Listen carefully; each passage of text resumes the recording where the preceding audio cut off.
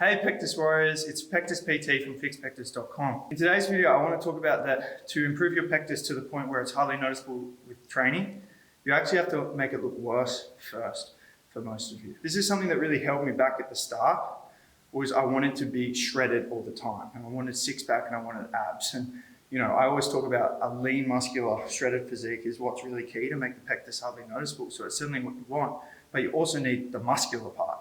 And what happens when people get so obsessed with just being lean and having abs is they don't really get the muscle, and particularly like the pec muscle size and shape around the pectus, and then also the ab muscle. You actually want, like, everyone has abs and it does come down to body fat, but the more you train them, the thicker they get, and the more that helps with the rib flare appearance and the whole appearance of pectus and making that look better. If you're just always in a calorie deficit trying to be shredded, what's going to happen is you're just not going to have that muscle to ultimately make your pectus as least noticeable as possible.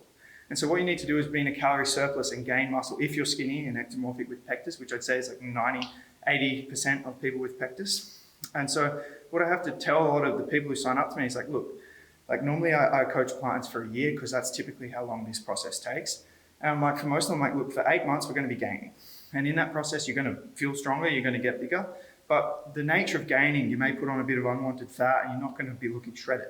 And when you're not shredded, your muscles don't really pop, and you actually sometimes almost look smaller when you're bigger because you don't have that definition. But you need to lay the foundation of muscle to then cut and then reveal that muscle, okay? And so, yeah, it is a long-term approach, and that's the problem. So many people want these to result instantly, but it's just not going to happen. The physique you need to develop to truly fix your pectus with training, aka make it as least noticeable as possible, so much so that you're confident with your body, like, that is a great physique, and that takes time, and it does take laying a foundation of muscle in a gaining phase first.